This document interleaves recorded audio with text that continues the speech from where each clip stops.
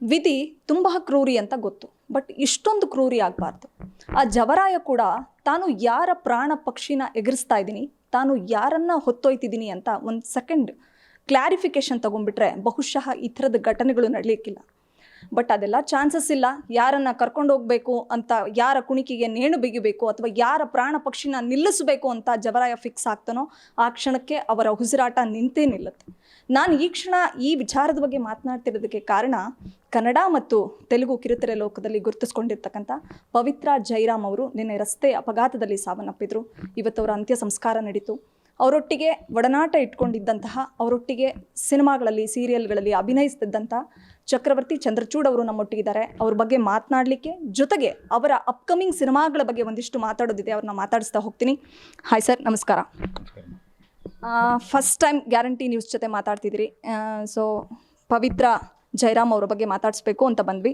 ನಿನ್ನೆ ನಿಮ್ಮ ಪೋಸ್ಟನ್ನು ನೋಡಿದ್ವಿ ಸೋಷಿಯಲ್ ಮೀಡಿಯಾದಲ್ಲಿ.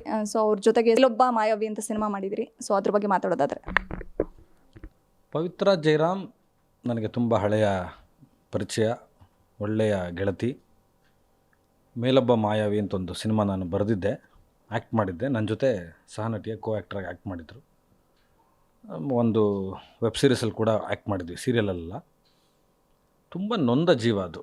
ಮಂಡ್ಯದ ಹಳ್ಳಿ ಹೆಣ್ಮಗಳು ಬೆಂಗಳೂರಿಗೆ ಬಂದು ತನ್ನ ಬದುಕನ್ನು ಕಟ್ಕೊಂಡು 3 ಮಕ್ಕಳು ಅವ್ರಿಗೆ.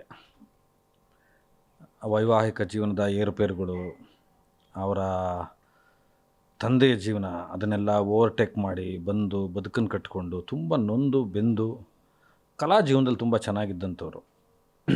ನನಗೆ ದುಃಖ ಆಗಿದ್ದು ಯಾಕೆ ಅಂದರೆ, ಇತ್ತೀಚೆಗೆ ಅವರ ಜೀವನದಲ್ಲಿ ಒಂದು ಸೆಕೆಂಡ್ ಇನ್ನಿಂಗ್ ಸ್ಟಾರ್ಟ್ ಆಗಿತ್ತು. ಯಾರೇ ಆದರೂ ತಪ್ಪುಗಳನ್ನು ಮಾಡಿರ್ತಾರೆ, ಸ್ವಯಂಕೃತ ಅಪರಾಧಗಳಿರ್ತವೆ, ಲೈಫು ಸ್ವಲ್ಪ ಎಡವಟ್ಟಾಗಿರುತ್ತೆ, ಒಂದು ಟ್ರ್ಯಾಕನ್ನು ಹಳಿ ತಪ್ಪಿರುತ್ತೆ ಲೈಫು. ಜೀವನ ಹಾಗೆ ತಪ್ಪಿದ್ದಾಗ ಅವರು ಈಗ ಜೀವನ ಚೆನ್ನಾಗಿರ್ತಾಯಿತ್ತು. ತೆಲುಗಿನಲ್ಲಿ ಅವ್ರಿಗೆ ಒಳ್ಳೆಯ ಅವಕಾಶಗಳು ಬರ್ತಾಯಿತ್ತು, ಒಳ್ಳೆಯ ನಟಿಯಾಗಿದ್ದರು ಅವರು. ಒಂದಷ್ಟು ಧಾರಾವಾಹಿಗಳಲ್ಲಿ ಆ್ಯಕ್ಟ್ ಮಾಡ್ತಾಯಿದ್ರು. ಫೋನ್ ಮಾಡಿದಾಗೆಲ್ಲ ಸಂತೋಷ ಹಂಚ್ಕೊಳ್ಳೋರು. ನಾನು ಈ ಥರದೊಂದು ಕಾರ್ ತೊಗೊಂಡೆ, ಅಲ್ಲೊಂದು ಮನೆ ತೊಗೋತಾ ಇದ್ದೀನಿ, ನನಗೆ ಒಳ್ಳೆಯ ಅವಕಾಶಗಳು ಬರ್ತಾಯಿದೆ, ಪಾತ್ರಗಳನ್ನು ಬರೀರಿ ಇಲ್ಲಿ ಕರ್ನಾಟಕದಲ್ಲಿ. ಕನ್ನಡದಲ್ಲಿ ಅಂಥ ಅವಕಾಶಗಳು ಸಿಗದೆ ಹೋದರೂ ತೆಲುಗಲ್ಲಿ ಹೆಚ್ಚು ಸಿಗ್ತಾಯಿದೆ ಅಂತೆಲ್ಲ ಮಾತಾಡ್ತಾಯಿದ್ರು. ಮತ್ತೊಂದು ಮದುವೆ ಅವರಿಗೆ ಪೂರ್ವ ಸಿದ್ಧತೆ ಇತ್ತು, ಮಕ್ಕಳದೊಂದು ಜೀವನ ಚೆನ್ನಾಗಾಗ್ತಾಯಿತ್ತು.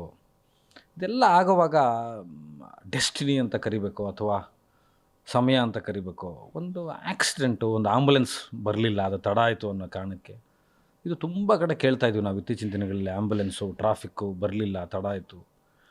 ಆಕೆ ಶಾಕಿಗೆ ಒಳಗಾಗ್ಬಿಟ್ರು. ಇನ್ನೊಂದು 20 ನಿಮಿಷ ಜೀವನ ಹೋಲ್ಡ್ ಮಾಡಿದರೆ ಅದು ಬದುಕ್ತಾ ಇತ್ತೇನೋ. ಬೇಸರ ಆಗೋದೇನು ಅಂದರೆ, ಒಂದು ನೊಂದ ಜೀವ, ಒಂದು ಪರಿತ್ಯಕ್ತ ಜೀವ, ಒಂದು ಪಶ್ಚಾತ್ತಾಪಗೊಂಡ ಜೀವ, ಒಂದು ಬದುಕನ್ನು ಚಂದವಾಗಿ ಕಟ್ಕೊಳ್ಳುವಂಥ ಒಂದು ವಸಂತ ಕಾಲದಲ್ಲಿ ಹೊರಟೋಯ್ತಲ್ಲ ಒಂದು ಕೋಗಿಲೆ ಅನ್ನೋದೊಂದು ಬೇಸರ ಅಷ್ಟೇ. ಬಟ್ ಒಳ್ಳೆ ಹ್ಯೂಮನ್ ಬೀಯಿಂಗ್ ಆಕೆ, ತುಂಬ ನೇರವಾಗಿ ಇದ್ದಂಥ ಹೆಣ್ಮಗಳು. ಅದೇನೋ ಗೊತ್ತಿಲ್ಲ, ಈ ಮೇಲೊಬ್ಬ ಮಾಯಾವಿ ತಂಡದಲ್ಲಿ ಮೊದಲು ಸಿನಿಮಾ ಶುರುವಾದಾಗ ಇದೊಂದು ಚೈನ್ ಥರ ಆಯಿತು. ಎಲ್.ಎನ್. ಶಾಸ್ತ್ರಿ ಅವರು ಹೋದರು. ಅದಾದಮೇಲೆ ನನ್ನ ಆತ್ಮೀಯ ಗೆಳೆಯ, ನೀವೆಲ್ಲಿ ಕೂತಿದ್ದೀರೋ ನನ್ನ ಜೊತೆನೇ ಇರ್ತಾ ಇದ್ದಂಥ ಗೆಳೆಯ ಸಂಚಾರಿ ವಿಜಯ್ ಹೋದರು. ಅದಾದಮೇಲೆ ಈ ಹೆಣ್ಣುಮಗಳು ಹೋದರು. ಇದ್ರ ನಡುವೆ ಒಂದು 15 ದಿನದ ಹಿಂದೆ ಒಬ್ಬರು ಹಿರಿಯ ಕಲಾವಿದರು, ಅವ್ರ ಹೆಸರು ಮರ್ತುಬಿಟ್ಟಿದ್ದೀನಿ ನಾನು, ಅವರು ಯಕ್ಷಗಾನ ಎಲ್ಲ ಮಾಡಿದವರು, ದಕ್ಷಿಣ ಕನ್ನಡದ ತುಂಬ ಹೆಸರಾಂತ ಕಲಾವಿದರು, ಅವರು ಹೋದರು ಒಂದು ಆಕ್ಸಿಡೆಂಟಲ್ಲಿ. ಇದೆಲ್ಲ ಏನನ್ಸುತ್ತೆ ಅಂದರೆ, ಏನು ಒಂದು ಚೈನಾ ಇದು, ಏನು ಯಾಕೆ ಆಗ್ತಾಯಿದೆ ಅನ್ನೋದು ಗೊತ್ತಾಗಲ್ಲ. ಬಟ್ ಪವಿತ್ರ ಜೈರಾಮ್ ಆತ್ಮಕ್ಕೆ ಶಾಂತಿ ಸಿಗಬೇಕು. ಬಟ್ ಆ ಮಕ್ಕಳಿಗೆ ಒಳ್ಳೇದಾಗಬೇಕು. ಇವಾಗ ಅವ್ರ ತಾಯಿಯವರಿದ್ದಾರೆ, ಅವ್ರನ್ನೆಲ್ಲ ಯಾರು ಸಲಹುತ್ತಾರೆ, ಯಾರು ನೋಡ್ಕೋತಾರೆ? ಯಾಕೆಂದರೆ ಈಕೆ ಉದ್ಯೋಗಸ್ಥ ಮಹಿಳೆ, ಎಲ್ಲ ಇಡೀ ಕುಟುಂಬವನ್ನು ತನ್ನ ಜವಾಬ್ದಾರಿ ತಗೊಂಡು ಮಾಡ್ತಾ ಇದ್ದಂಥದ್ದು. ಒಂದೊಂದು ಸಲ ವಿಧಿ ವಸಂತ ಕಾಲವನ್ನು ಕನ್ನಡಿಯಲ್ಲಿ ತೋರಿಸುತ್ತೆ, ಅದನ್ನು ಹಾಗೆ ಕಿತ್ಕೊಂಡ್ಬಿಡುತ್ತೆ. ಈ ಪ್ರಕರಣದಲ್ಲೂ ಅಷ್ಟೇ, ಒಂದು ಸುಂದರವಾದ ಬದುಕನ್ನು, ಒಂದು ವಸಂತವನ್ನು ಕನ್ನಡಿಯಲ್ಲಿ ತೋರಿಸಿ ತೊಗೊಂಡೋಗ್ಬಿಟ್ಟಿದೆ ಅಷ್ಟೇ. ಸರ್, ಈ ವಿಚಾರಗಳ ಬಗ್ಗೆ ನಮಗೆ, ಅಂದರೆ ವೈಯಕ್ತಿಕ ವಿಚಾರಗಳ ಬಗ್ಗೆ ಅಷ್ಟೊಂದು ನಮಗೆ ಗೊತ್ತಿರಲಿಲ್ಲ.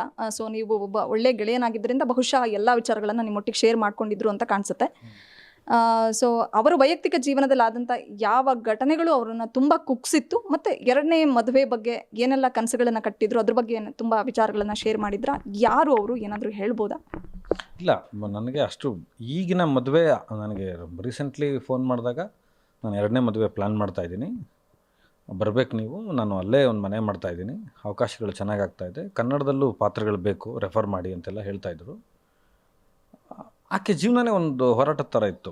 ಏನಂದರೆ ಕೆಲವರೆಲ್ಲ ಹೆಣ್ಮಕ್ಳು ಬಂದು ತುಂಬ ಅಭಿಯಾನಗಳಲ್ಲಿ ಮಾತಾಡಿ ಅವ್ರ ನೋವುಗಳನ್ನು ತೋಡ್ಕೋತಾರೆ. ಇವರು ಆ ಥರದ್ದು ಹೆಣ್ಮಗಳಲ್ಲ, ಹೇಳ್ಕೊತಿರಲ್ಲ ಯಾವುದನ್ನು. ಒಂದು ಹಳ್ಳಿಗಾಡಿನಿಂದ ಬಂದಂಥ ಹೆಣ್ಮಕ್ಳಿಗೆ ಒಂದು ಒಳಗಡೆ ಒಂದು ಮುಚ್ಚಟ ಇರುತ್ತೆ, ಒಂದು ಸಾಧ್ಯತೆಗಳನ್ನು ಕಡಿಮೆ ಮಾಡ್ಕೋತಾರೆ ಒಳಗಡೆ, ಬೇಡ ಇದನ್ನು ಆಚೆ ಹಾಕೋದು ಅಂತ. ತುಂಬ ದುಃಖಗಳನ್ನೆಲ್ಲ ಜಯಿಸಿದ ಹೆಣ್ಮಗಳು, ಭಾರಿ ಗಟ್ಟಿಗಿತ್ತಿ ಅದರಲ್ಲೆಲ್ಲ. ತುಂಬ ಬಾಲ್ಯದಲ್ಲೇ ಹೊಡ್ತಾ ಬಿದ್ದು ಬೆಂಗಳೂರಿಗೆ ಬಂದು ರಾಜರಾಜನಗರದಲ್ಲಿ ಮನೆ ಮಾಡಿ ಮಕ್ಕಳನ್ನ ಸಾಕಿ, ಒಂದು ಸಲ ಒಂದು ಲೈಫು ಅದು ರಿವರ್ಸ್ ಗೇರಿಗೆ ಬಿದ್ದು, ಈ ಥರದ್ದೆಲ್ಲ ಹೇಳ್ಕೊತಾ ಇದ್ರು ಪರ್ಸ್ನಲ್ ಜೀವನನೆಲ್ಲ. ಆಮೇಲೆ ಒಬ್ಬ ಮಾಯಾವಿ, ಆ ಮಾಯಾವಿ ಅನ್ನೋ ಸಿನಿಮಾ ತಂಡನೇ ಒಂಥರ ತುಂಬ ಚೆನ್ನಾಗಿ ಈಗಲೂ ಪ್ರೀತಿಯಿಂದ ಇರೋ ಥರದ್ದು. ಎಷ್ಟು ಬ್ಯುಸಿ ಇದ್ರು ಅವರು ಅಂದರೆ ಅದರ ಪಬ್ಲಿಸಿಟಿಗೂ 1-2 ಪ್ರೆಸ್ ಮೀಟಿಗೆ ಬಂದಿದ್ದರು ಅಷ್ಟೇ ಅವರು. ತೆಲುಗಲ್ಲಿ ಅಷ್ಟು ಬ್ಯುಸಿ ಇದ್ದಂಥ ಹೆಣ್ಮಗಳು. ಹಣಕಾಸಿಗಂಥ ಪರದಾಟಗಳು ಈಗ ಇರಲಿಲ್ಲ, ಮೊದಲೆಲ್ಲ ಇತ್ತು ತುಂಬ ಅವರಿಗೆ. ಅದೇ ನಾನು ಹೇಳ್ದಂಗೆ ಚೈತ್ರ ಮಾಸ ಬರೋಕ್ಕಿಂತ ಮುಂಚೆನೇ ಚಿತ್ರ ಅಳಿಸಿ ಹೋಯ್ತು ಅಂದಂಗೆ ಅನಿಸಾಯ್ತು. 2ನೇದು ವಿವಾಹ ಯಾರು ಅಂತ ಹೇಳಿರಲಿಲ್ಲ ನನಗೆ, ಕರಿತೀನಿ ನಿಮ್ಮನ್ನು, ನೀವು ಬರಬೇಕು ಆ್ಯಸ್ ಎ ವೆಲ್ ವಿಷರ್ ಅಂತ ಹೇಳ್ತಾಯಿದ್ರು. ಗ್ಯಾರಂಟಿ ನ್ಯೂಸ್, ಸುದ್ದಿ ಖಚಿತ, ನ್ಯಾಯ ನಿಶ್ಚಿತ.